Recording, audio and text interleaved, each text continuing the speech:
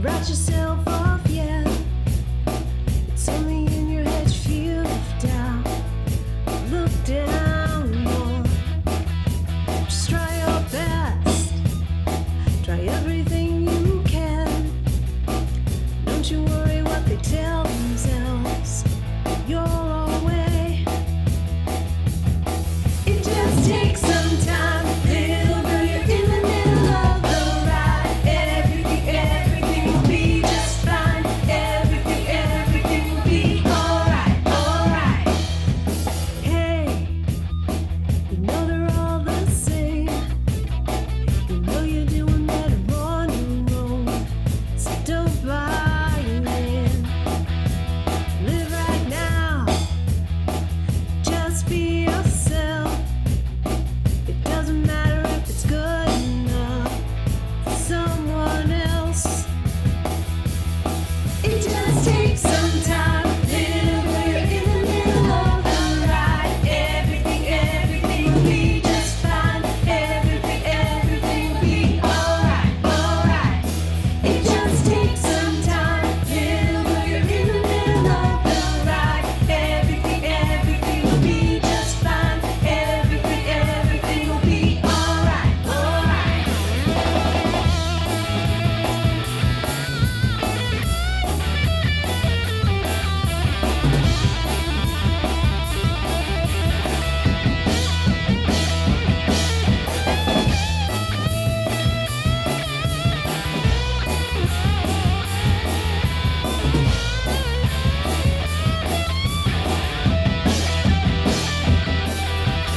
Hey, to write yourself off, yeah. It's only in your head, you feel left out. Look down now. Just do your best. Do your best. Do everything you can. Do everything you can. Don't you worry what the bitter hearts are gonna say. It just takes some time. Little girl, you're in the middle of the ride. Everything will be just fine. Everything will be alright, alright. It just takes some time. Little girl, you're in the middle of the ride. Everything will be just fine. Everything will be alright. Good morning, WellSpringers. If you're new to joining us online, a special welcome. To everyone else, welcome back. It is Sunday morning, and I am Kathleen Higgins. I'm pleased and proud to be serving as your worship leader this morning. My pronouns, I need to remember my pronouns are she and her. And each week, when we gather, you may remember, even when we gather at a distance, we light a chalice. It's not only a symbol of our spiritual heritage as Unitarian Universalists, but it's to recognize that divine spark that's within each of us, both emerging and eternal.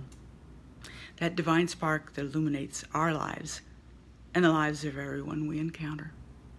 So today I've asked my husband Pete to light our chalice.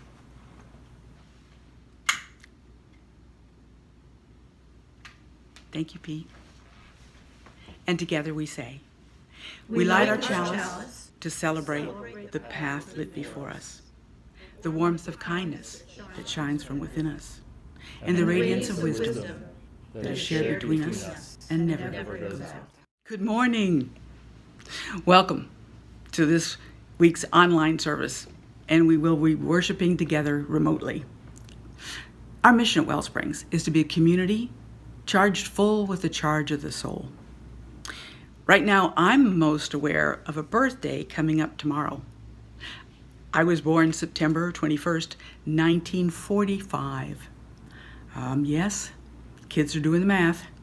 That marks 3/4 of a century.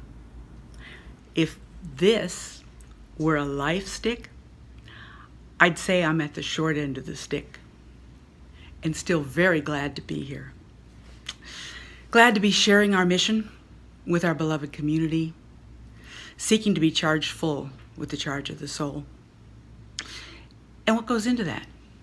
Spiritual practice, meditation, noticing the miracles all around us. Miracles in our gardens, miracles in our loved ones, miracles in amidst a very troubling year, time to find love between all of us. Let's look for that. It's precious and it brings us joy, even sometimes beside our sorrow. So mostly, though, being charged full with the charge of the soul is being willing, just willing, to say, here I am. Here I am. I'm charged full appreciating the effort all of us have saved lives by social distancing, all of us to be willing to say, here we are. So here we are, willing. May we all be charged full with the charge of the soul. Our beloved community is gathering virtually, of course, right now. So how do we connect from afar? Well, let's be grateful for technology. Our website, www.wellspringsuu.org, has phone numbers and email addresses for our ministers and our staff, along with a ton of other information about us. On your screen, you can see our social media addresses on Facebook, Twitter, and Instagram. On Facebook, search WellSprings Congregation. On Twitter, you can find us at WellSprings UU. On Instagram, we're at WellSprings Congregation. And you're welcome also on our Facebook private group called WellSprings Oasis. Now, there's a link on the video description that you can click on to sign up for our weekly email newsletter.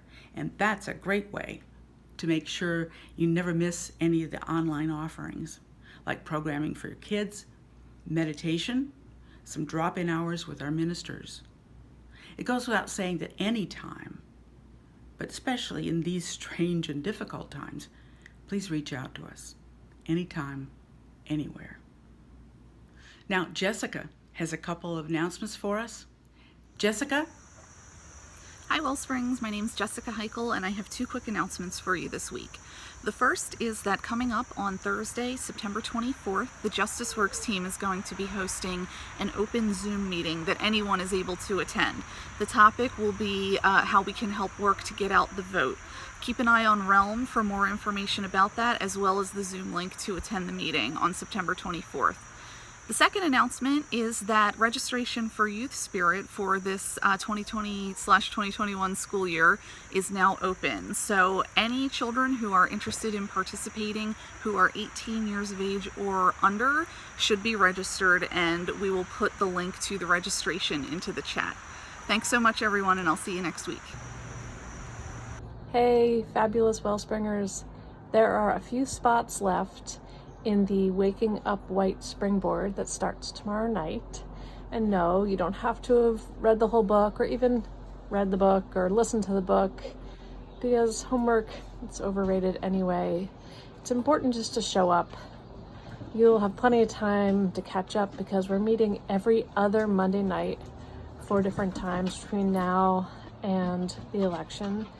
And I'm pretty sure on this chilly but awesome Sunday morning, that's what Justice Ginsburg would want us to do. At WellSprings, the foundation of everything we do is found in the power of connection, making space in our hearts and our lives for each other, even when it has to be socially distanced. We can take that few minutes to pause.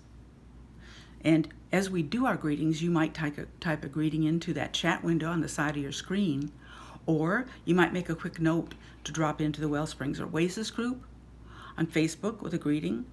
You might even snap a selfie with your smartphone or whichever photo thing you've got to share yourself watching at home. If you send it to us, we'd be glad to enjoy that. Now, reach out after service, text, phone. Who is it you're thinking of who might really appreciate a call or a text? Now, how about joining the online coffee hour this morning on Zoom at 11 o'clock, right after the service? It's a lot of fun, and we get to connect with one another. I hope to see you there. So the Zoom link is on that video description right below. So let's take a moment now for greetings. Let me grab something. Yeah.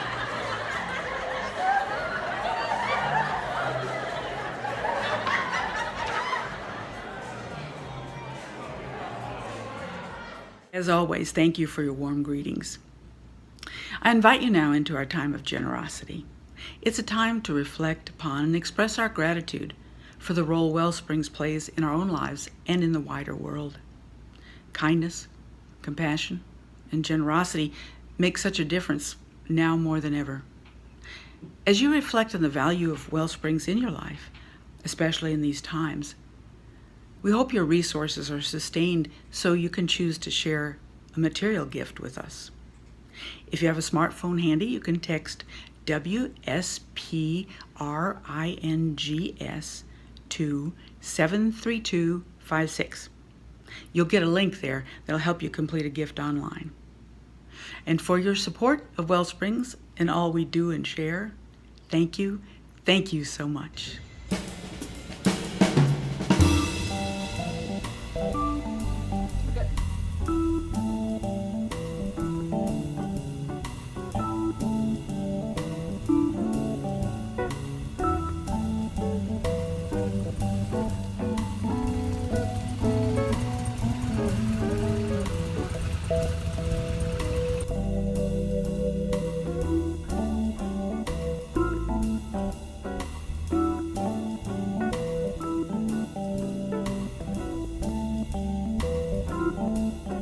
Just as we take the time to share the energy of connection among us and generosity beyond ourselves, let's now devote some time to reground into that deep and soulful energy that's within ourselves. We do this by doing what is most simple and elemental in our lives. We take a breath. We inhale and exhale without rush or hurry. We breathe in, then we breathe out. There's nowhere else to go, nowhere else to be. We can be here together now. As we follow these words from Thich Nhat Hanh into our time of mindful silence, if we want to enter heaven on earth, we need only one conscious step and one conscious breath. Let us cultivate peace and experience presence in this quiet time together.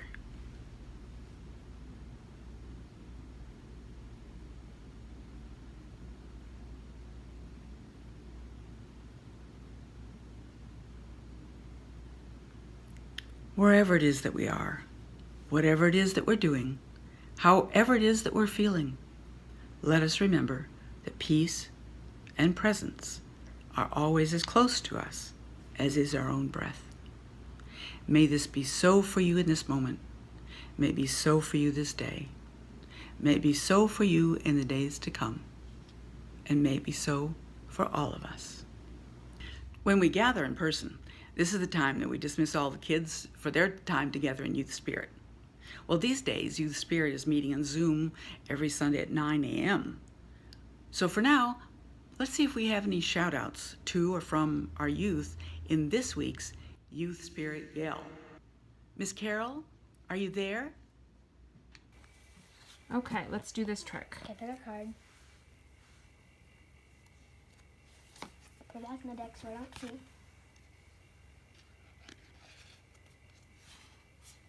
Okay. Okay. We'll put them in 3 piles. When I'm done with all the 21 cards, tell me what pile it's in. Okay.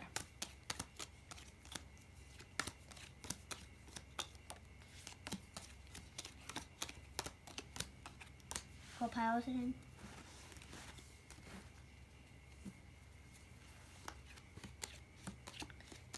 Okay.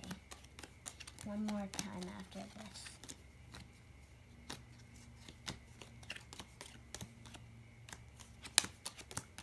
Okay, what pile was it in?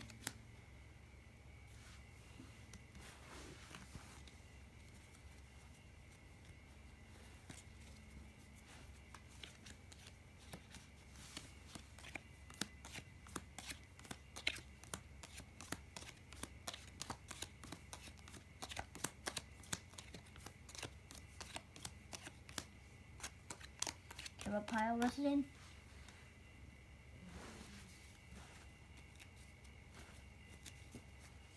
Okay, last time.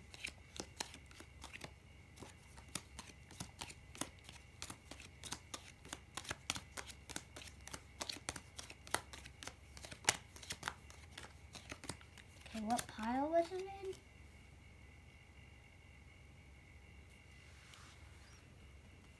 I think you did it an extra time, buddy. I don't think so. Okay. Let's just try at least one.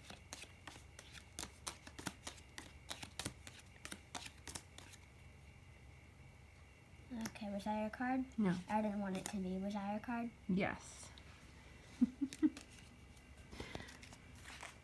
Say bye. Bye.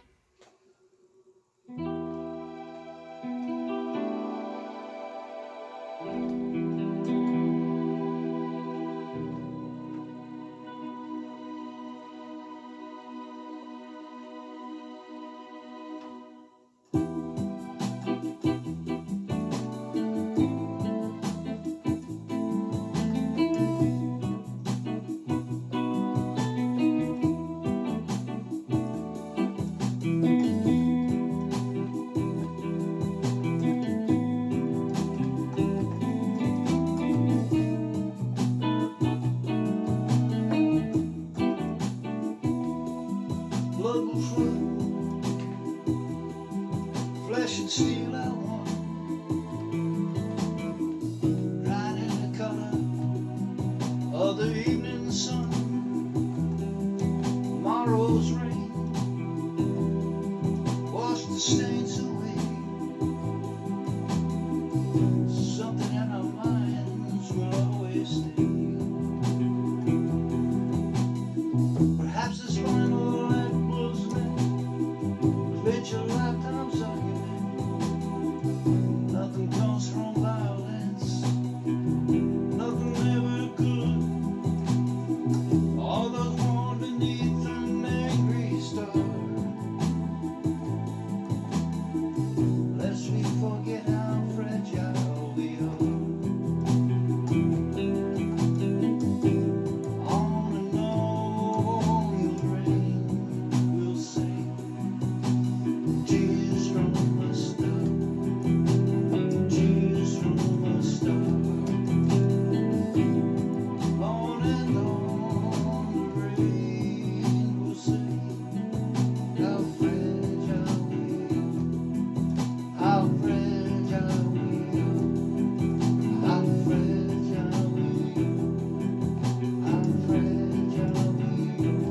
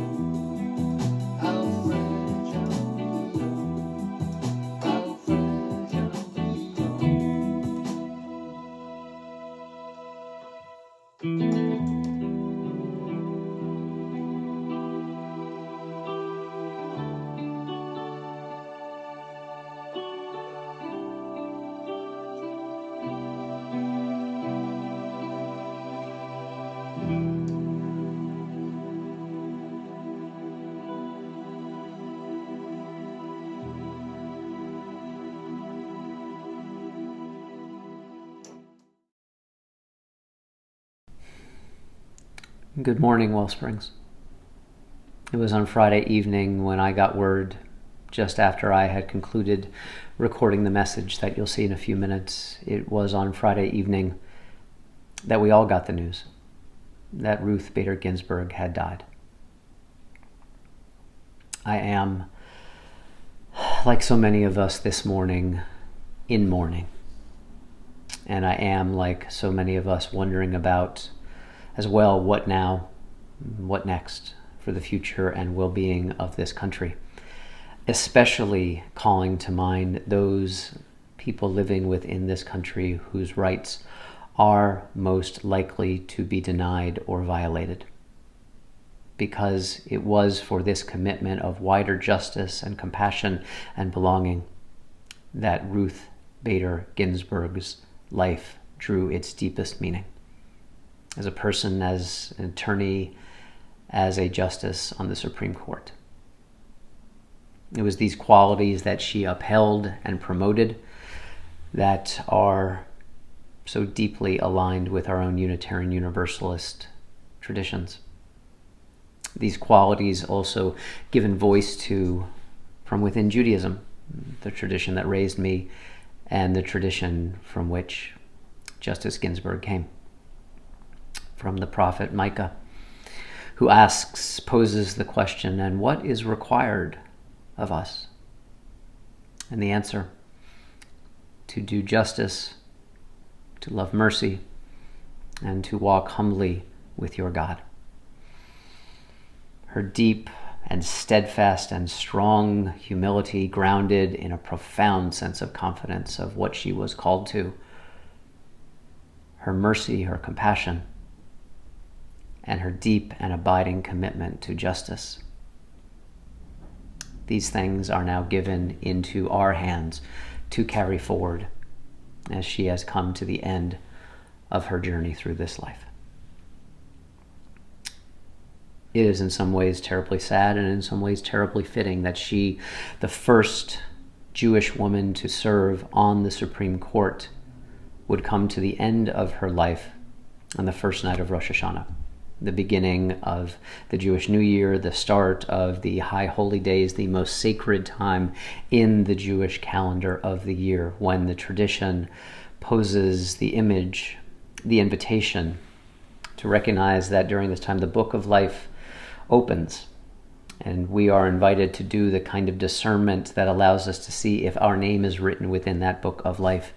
And I think we can say with confidence that literally or metaphorically, Ruth Bader Ginsburg's life is fully inscribed in that book of life.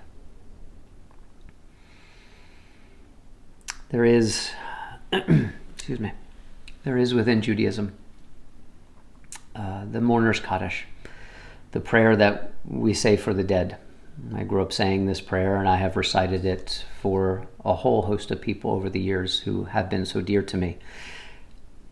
And for some of you, these words might be familiar. For some of you, they may not be familiar at all. I will offer them in the original language today for Justice Ginsburg, for Ruth Bader Ginsburg, for RBG. And just let me say one thing. The interesting thing about the Mourner's Kaddish is that it does not mention death at all in its translation. Rather, it is a call, it is an aspiration to a new creation, a creation that will exist fully for every single one of us. It is so fitting and so right now to offer this Mourner's Kaddish for the life, for the gifts, for the service of Ruth Bader Ginsburg. Yitkadal v'yitkadash Shemei Rabbah ve'alma divrach hirute v'yamlich malchute b'hayechon uvyomechon uvhaye dekol beit Yisrael be'agala uvizman kariv v'yamru Amen. Yehei Shemei Rabbah mivarach le'alam ulmei almaya. Yitbarach v'yishtabah v'yitpa'ar v'yitraman v'yitnaseh v'yithadar v'yithaleh v'yithalal Shemei dekudsha birchu leila min kol birachata v'shirata tushbechata nehemata de amiran ba'alma v'yamru Amen. Yehi Shlama Rabba Min Shemaya V'Yahim Aleinu V'Akol Yisrael Yimru. Amen. Oseh Shalom Bimromav Hu Ya'aseh Shalom Aleinu V'Akol Yisrael V'Yimru. Amen.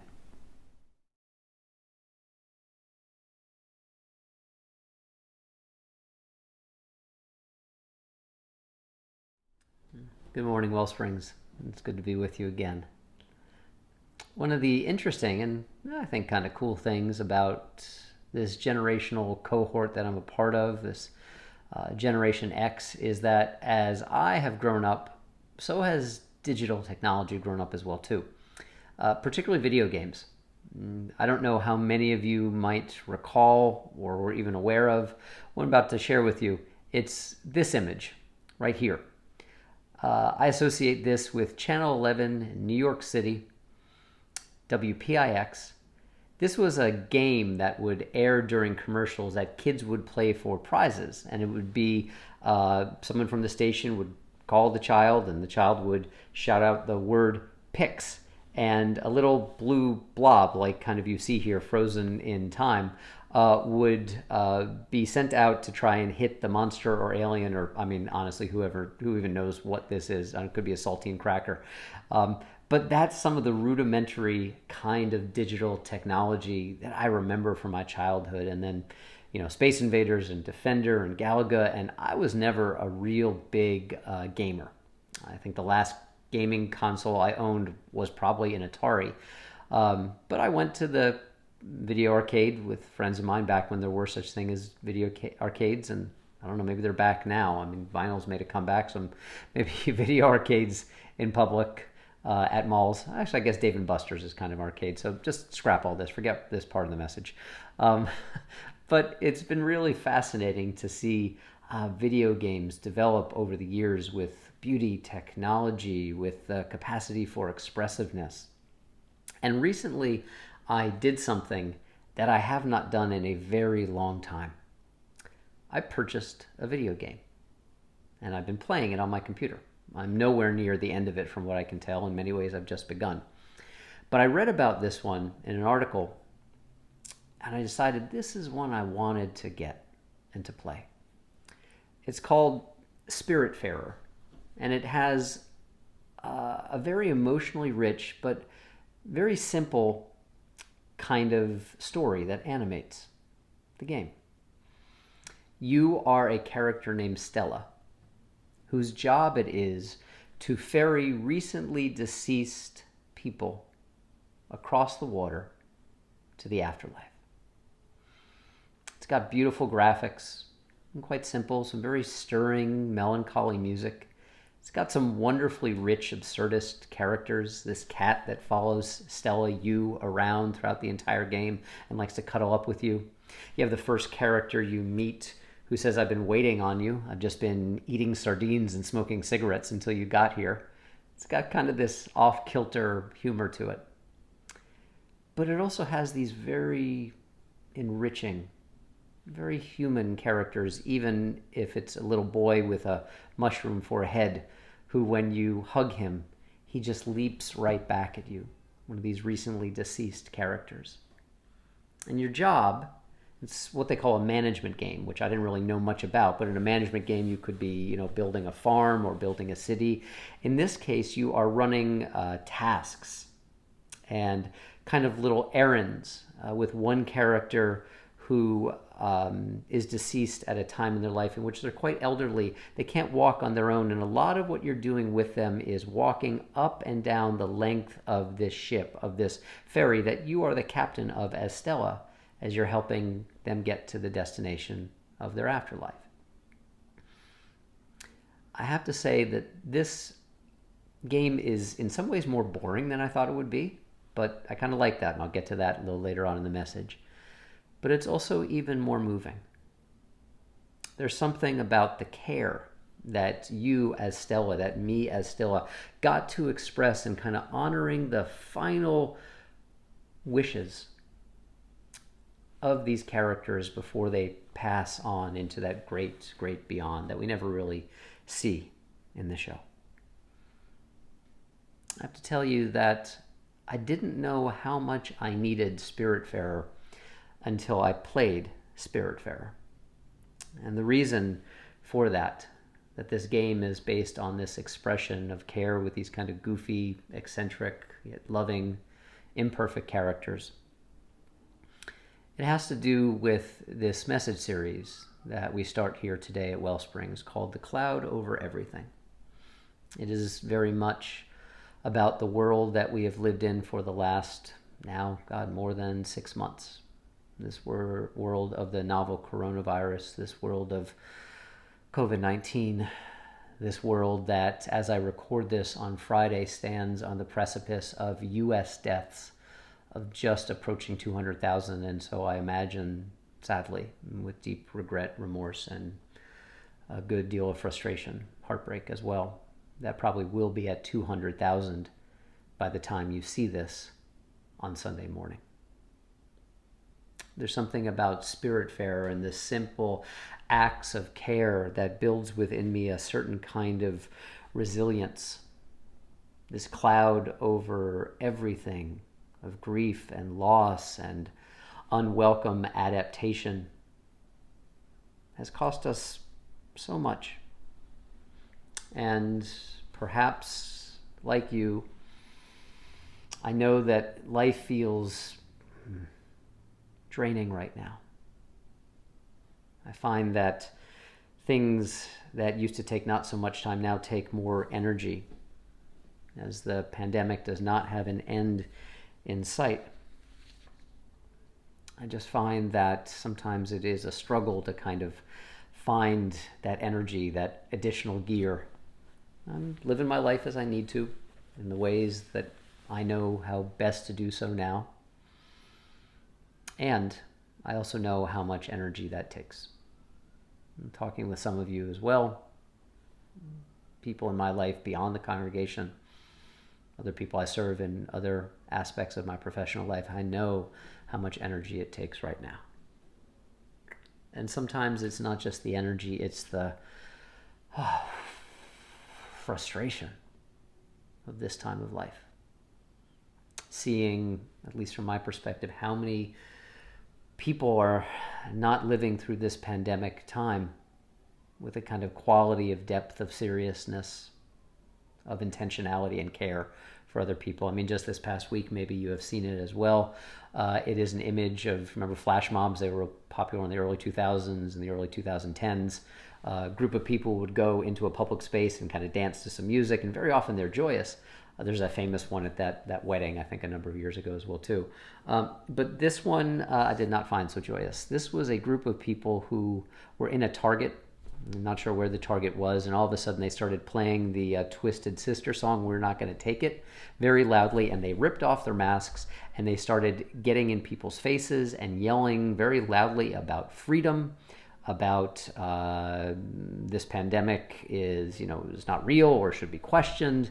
And they're inside this whole time. So in fact, they're engaging in things that are downright dangerous. In addition to putting themselves in jeopardy, we're also jeopardizing other people's lives. And I got to tell you, I just watched this and was like, I didn't even know where to begin. What do you say to people so divorced from what is clearly a reality? A virus has, as so many people have said in the last 6 months, it has no ideology, and yet some people are only willing to see it through the lens of that ideology, and in so doing, imperil their lives and other people's lives. I mean, there was just a story of a pastor in Idaho who didn't call the pandemic a hoax, but he was a big believer that, a religious community still had to worship in person, and that his freedoms were being infringed upon, and that masks were overhyped. No pleasure in saying this. He got the virus. He's in the ICU right now. And his wife, who was also infected, says, we have to take this thing seriously.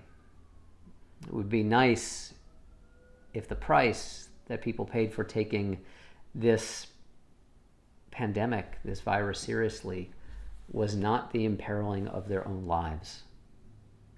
that they could recognize what reality is. And so one of the things that comes up for me when I take a look at a story like this, it just frustrates me, it maddens me, and just leaves me kind of almost speechless, is that old quote by Voltaire that if you can convince people of absurdities, you can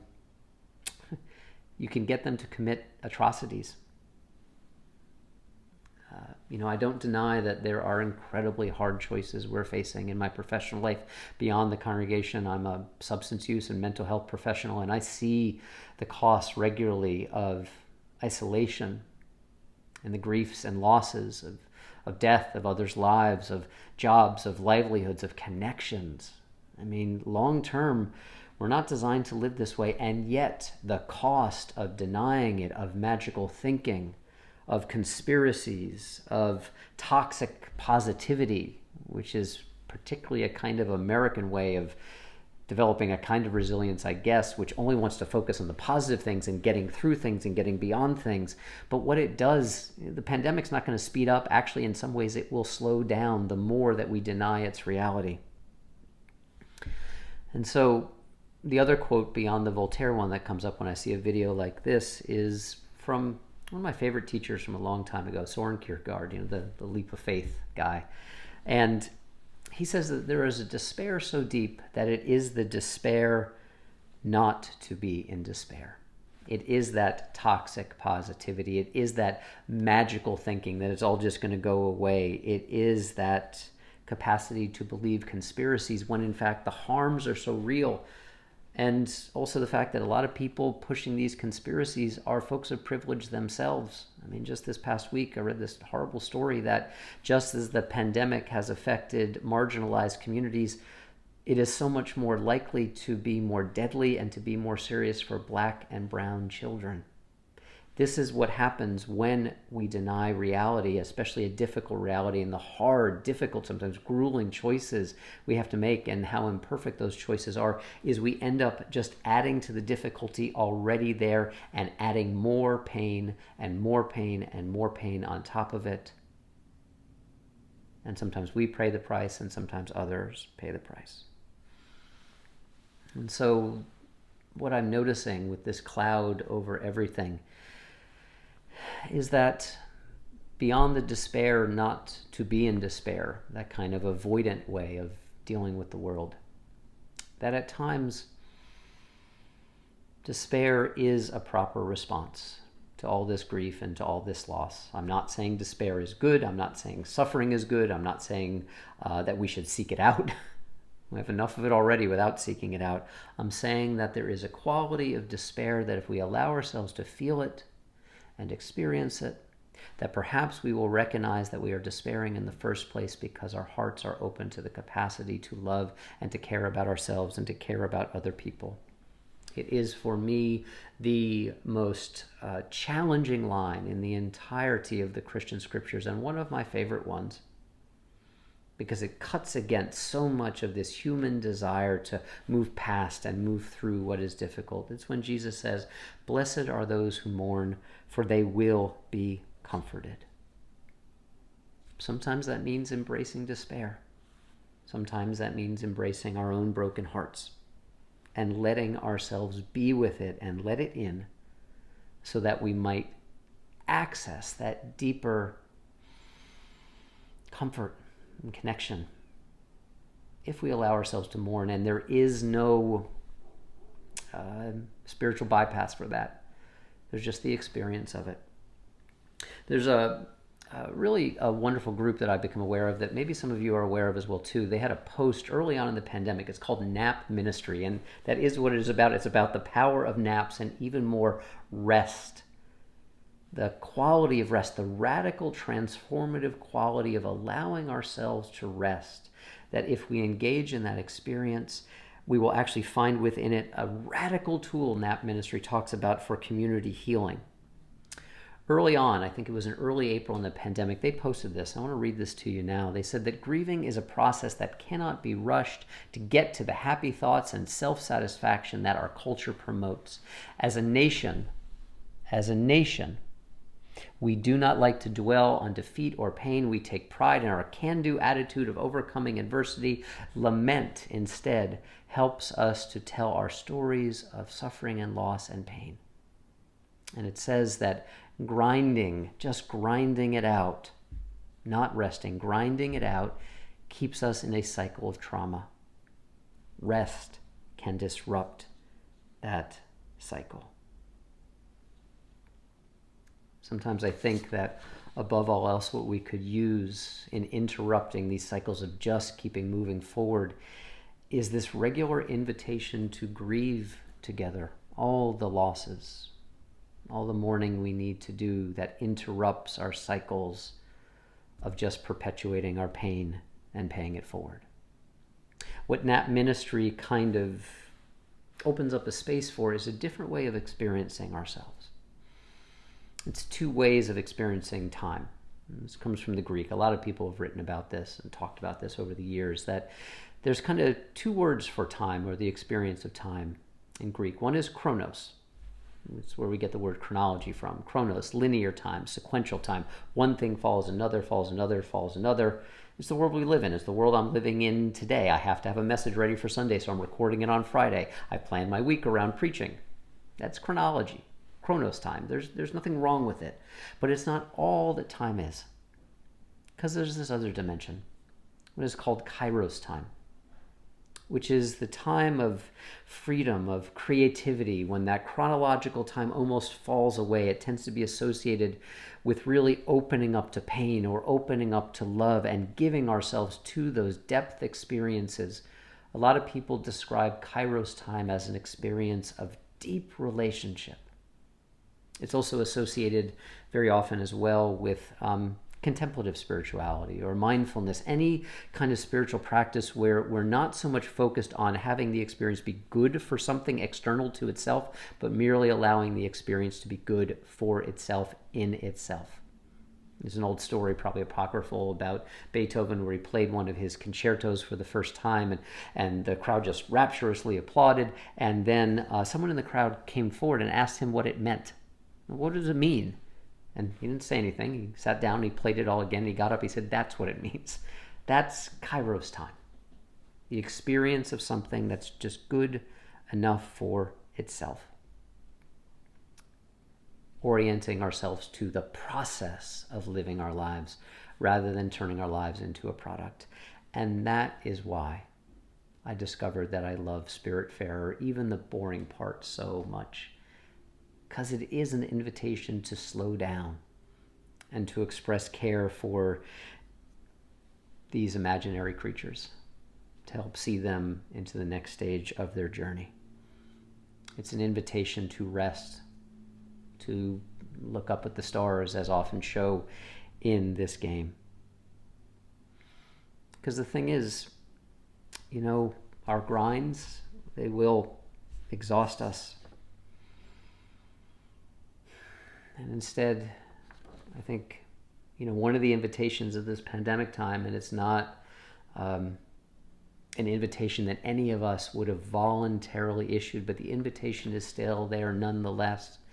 How might we turn our lives from being oriented as a product, as just one thing that leads to another, to another, to another, to more of that orientation to process, to experience what is happening as it's happening, the full spectrum of living our lives, and that when we find we can do that, so often we find that we enter into that deeper relationship, even with what is difficult, a relationship that is often a very loving, caring relationship.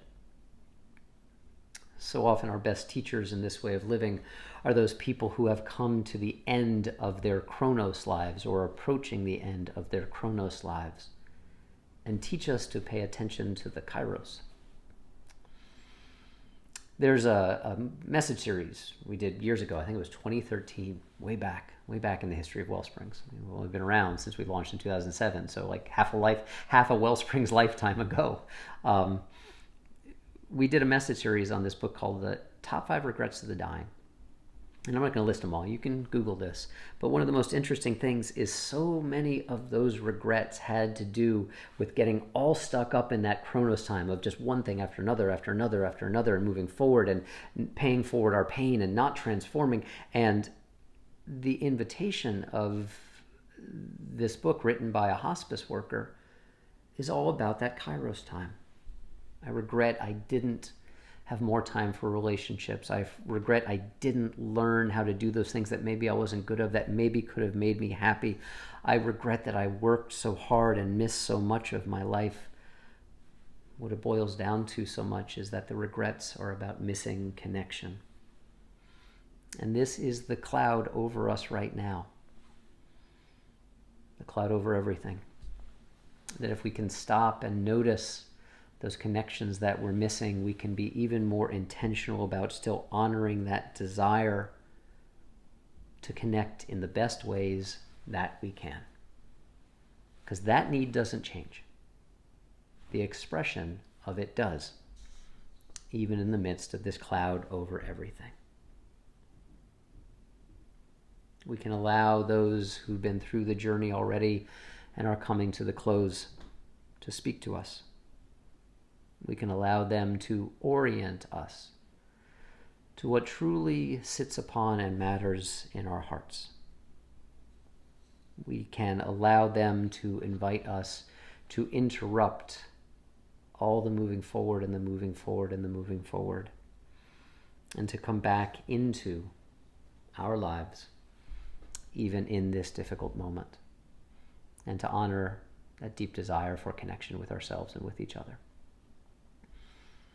I'm going to close this message with another animated character from one of the weirdest things I've ever preached on, and just preached on it not too long ago. I actually think it was the prior message I gave in August on the bizarre, surreal, profane, but profoundly moving Netflix show, The Midnight Gospel, which is all about death and loss and being changed and the clouds that hang over everything. And it's the final image, the final segment of the final episode of the first season. Clancy, who's the spacecaster, the podcaster in space, who doesn't know if he's dead or alive in that moment. It's a fantastical show if you haven't seen it.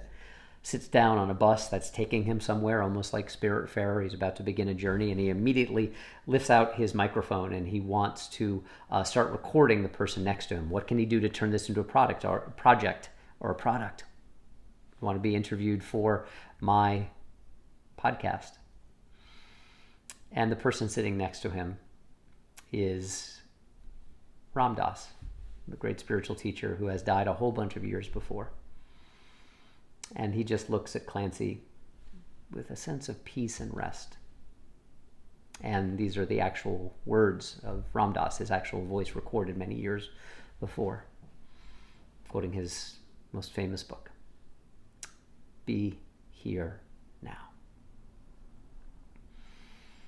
Be here now. And it reminds me of that most second favorite and famous quote, and one that sits even more on the heart. Many of you know it. That when we find ourselves traveling or trudging or grinding through, invites us maybe to slow down and rest and be with our spirits and our lives and our bodies, our own and each other. When he says we are all just walking each other home. May you be at home this day, my friends, as best you can, in the midst of all of this, in the midst of this cloud over everything. Amen. And may you live in blessing. I invite you to pray with me, to join your heart with mine.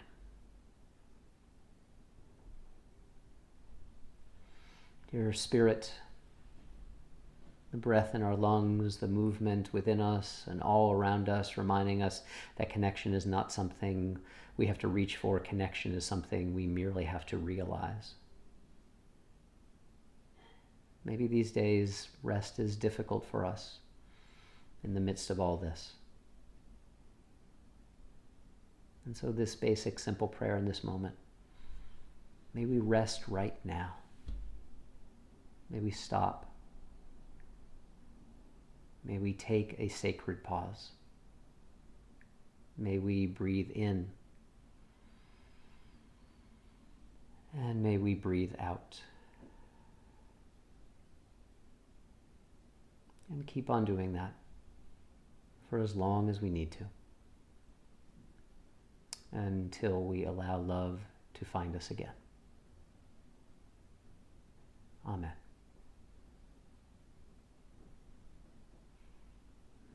Go.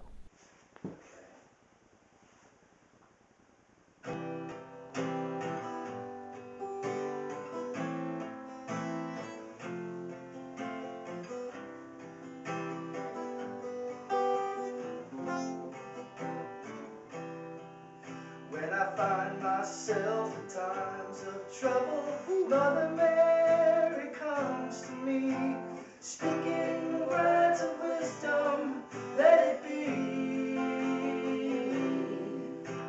And in my hour of darkness, she is standing right in front of me, speaking words of wisdom, let it be. Let it be, let it be, let it be, let it be. Whisper words of wisdom, let it be. And when we're broken-hearted, people living in the world agree, there will be an answer, let it be. Though they may be parted, there is still a chance that they will see. There will be an answer, let it be. Let it be, let it be, let it be, let it be. There will be an answer, let it be. Let it be, let it be, let it be, let it be. Whisper words of wisdom, let it be.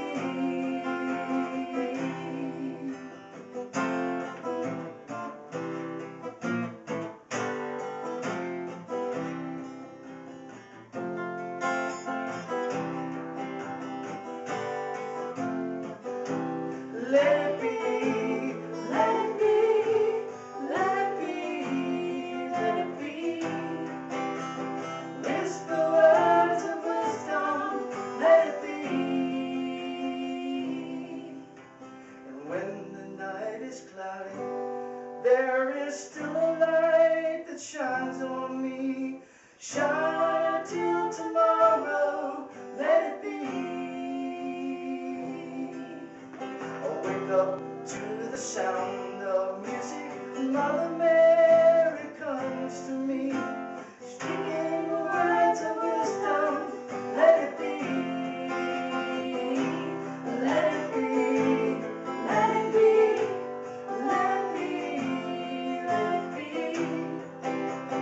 There will be an answer, let it be. Let it be, let it be, let it be, let it be. Whisper words of wisdom, let it be.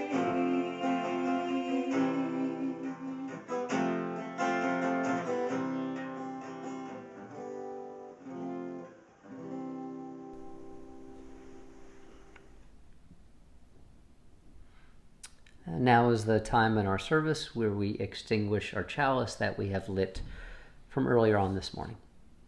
And we say these words together.